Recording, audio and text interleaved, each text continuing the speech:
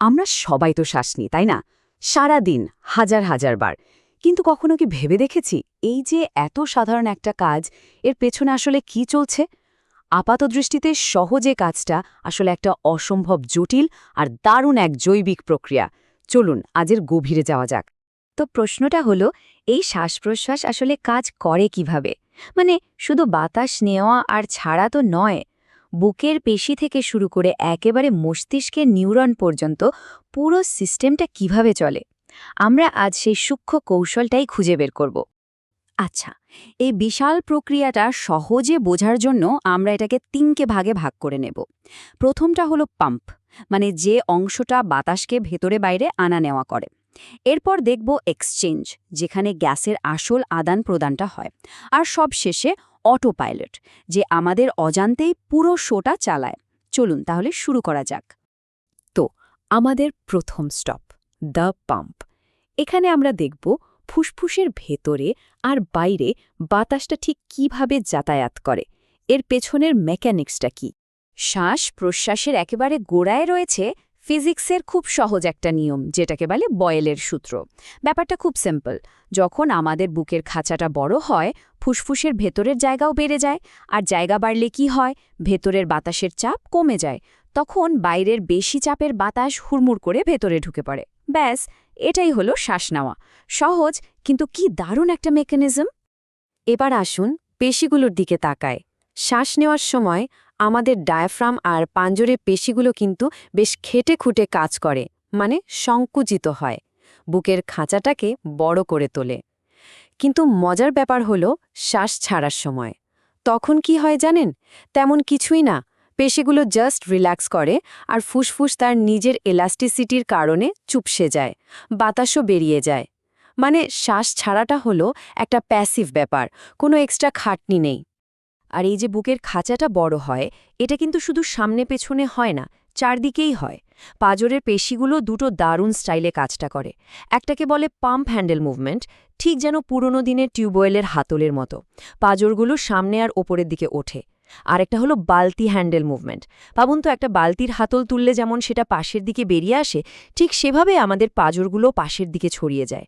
মানে আমাদের শরীরটা কতটা নিখুঁতভাবে ডিজাইন করা ভাবা যায়। কিন্তু আমরা যখন দৌড়াই বা ব্যায়াম করি, তখন তো আর শান্তভাবে শ্বাস চলে না, তাই না? তখন শরীর আরও বেশি শক্তি লাগায়। জোর করে শ্বাস নেওয়ার জন্য ঘাড়ের কিছু এক্সট্রা পেশি কাজে লেগে যায় পাঁজরের খাঁচাটাকে আরও ওপরে তোলার জন্য। আর জোর করে শ্বাস ছাড়ার সময় তখন পেটের পেশিগুলো চাপ দিয়ে ডায়াফ্রামকে ওপরে ঠেলে দেয়, যাতে ফুসফুস থেকে আরও তাড়াতাড়ি বাতাস বেরিয়ে যায়। সোজা কথায়, শরীর জানে কখন গিয়ার বদলাতে হবে। ওকে, বাতাস তো ফুসফুসে ঢুকে গেল, কিন্তু এরপর আসল কাজটা তো এবার শুরু হবে। চলুন এবার আমরা একটু জুম ইন করি, বড় বড় মেকানিক্স থেকে একেবারে মাইক্রোস্কোপিক লেভেলে চলে যায়, যেখানে গ্যাসের আদান প্রদান বা এক্সচেঞ্জ হয়। প্রত্যেকটা ফুসফুসে, শুনলে অবাক হবেন, প্রায় ৩০ কোটি অ্যালভিওলাই বা বায়ুথলি থাকে। হ্যাঁ, ৩০ কোটি। এই সংখ্যাটা শুধু একটা ফিগার নয়, এটা আসলে বোঝাচ্ছে যে গ্যাস বিনিময়ের জন্য আমাদের ফুসফুস কতটা বিশাল একটা প্ল্যাটফর্ম তৈরি করে রেখেছে। আর এই ৩০ কোটি বায়ুথলির মোট সারফেস এরিয়া বা পৃষ্ঠতল যদি আমরা এক করি, তাহলে সেটা কতটা বড় হবে জানেন? প্রায় একটা গোটা টেনিস কোর্টের সমান। আমাদের বুকের ভেতরেই একটা টেনিস কোর্ট। এই বিশাল জায়গার কারণেই কিন্তু আমাদের শরীরের জন্য জরুরি অক্সিজেন খুব দ্রুত রক্তে মিশতে পারে। এই যে অক্সিজেন আর কার্বন ডাই অক্সাইডের আদান প্রদান, এটা হয় একটা অসম্ভব পাতলা পর্দার মধ্যে দিয়ে। এর নাম ব্লাড এয়ার ব্যারিয়ার। এটা এতটাই পাতলা, মাত্র 2.2 মাইক্রোমিটার, মানে একটা চুলের থেকেও বহু গুণ পাতলা। এই পাতলা হওয়ার কারণে গ্যাসগুলো প্রায় বিনা বাধায় আসা যাওয়া করতে পারে। আর এই পুরো লেনদেনের পেছনে যে মূল নীতিটা কাজ করে, সেটা হলো ব্যাপন বা ডিফিউশন। খুব সহজ ব্যাপার। যেখানে যে গ্যাসের চাপ বেশি, সে সেখান থেকে কম চাপের জায়গায় চলে যাবে। ফুসফুসের বাতাসে অক্সিজেনের চাপ বেশি, তাই সেটা রক্তে যায়। আবার রক্তে কার্বন ডাই অক্সাইডের চাপ বেশি, তাই সেটা ফুসফুসে চলে আসে। কোনো এক্সট্রা এনার্জি লাগে না, একদম অটোমেটিক। তাহলে আমরা দেখলাম বাতাস কিভাবে ঢোকে আর গ্যাস এক্সচেঞ্জ কিভাবে হয়, কিন্তু একটা প্রশ্ন তো থেকেই যাচ্ছে, এই পুরো প্রক্রিয়াটা কন্ট্রোল করছে কে? আমরা তো আর সারাক্ষণ ভেবে ভেবে শ্বাস নিই না, তাই না? চলুন এবার আমাদের শেষ পর্বে যাই, আমাদের শরীরের সে অদৃশ্য অটো পাইলটের খোঁজে। আমাদের মস্তিষ্কের একদম গভীরে ব্রেন স্টেম বলে একটা জায়গা আছে। সেখানেই রয়েছে আমাদের শ্বসন কেন্দ্র বা রেসপিরেটরি সেন্টার। এটাই আমাদের শরীরের ব্রিদিং অটোপাইলট। আমরা ঘুমিয়ে থাকি, জেগে থাকি, সিনেমা দেখি বা কাজ করি, এই সেন্টারটা চুপচাপ নিজের কাজ করে যায়, আমাদের শ্বাস প্রশ্বাসের ছন্দটা ঠিক রাখে।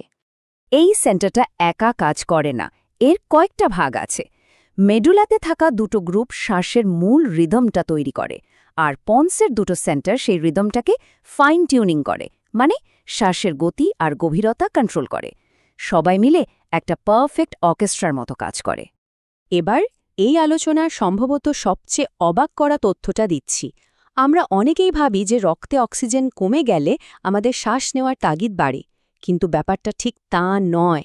আসল চালিকা শক্তিটা হলো রক্তে কার্বন ডাইঅক্সাইডের পরিমাণ। যখনই রক্তে CO2 বেড়ে যায়, তখনই আমাদের মস্তিষ্কের সেন্সরগুলো অ্যালার্ম বাজিয়ে দেয়, সময় হয়েছে, এবার শ্বাস নাও। আর এই অ্যালার্ম সিস্টেমটা কাজ করে একটা সহজ কেমিক্যাল রিঅ্যাকশনের মাধ্যমে। রক্তে যখন CO2 বেড়ে যায়, সেটা জলের সাথে মিশে তৈরি করে কার্বনিক অ্যাসিড। এই অ্যাসিডটা রক্তের পিএইচ লেভেল কমিয়ে দেয়, মানে রক্তকে একটু অ্যাসিডিক করে তোলে। মস্তিষ্কের সেন্সরগুলো এই পিএইচের পরিবর্তনটা ধরেই ফেলে আর সঙ্গে সঙ্গে শ্বাসের হার বাড়িয়ে দেয়, যাতে বাড়তি CO2 শরীর থেকে বেরিয়ে যেতে পারে। আর এই কন্ট্রোল সিস্টেমটা যে কতটা নিখুঁত আর ফাস্ট, তার একটা উদাহরণ দিই। যদি 1 মিনিটেরও কম সময়ের জন্য শ্বাসের হার দ্বিগুণ করা হয়, তাহলেই শরীর থেকে অনেকটা CO2 বেরিয়ে যায় আর রক্তের পিএইচ প্রায় 0.2 বেড়ে যায়। মানে শরীর সঙ্গে সঙ্গে তার অ্যাসিড বেস ব্যালেন্স ঠিক করে ফেলে। অবিশ্বাস্য! তাহলে ভাবুন, দিনে প্রায় 20,000 বার আমাদের শরীর এই অবিশ্বাস্য জ্যোতির কাজটা করে চলেছে। আমাদের একটা বারের জন্য কিছু বলতে হয় না। পাম্প, এক্সচেঞ্জ আর অটো পাইলট, এই 3টে সিস্টেম মিলেমিশে আমাদের বাঁচিয়ে রেখেছে। এটা আমাদের ভাবতে বাধ্য করে, তাই না, যে এই মুহূর্তে আমাদের অজান্তেই আরও কত শত এমন অটোমেটিক সিস্টেম আমাদের শরীরকে সচল রেখেছে।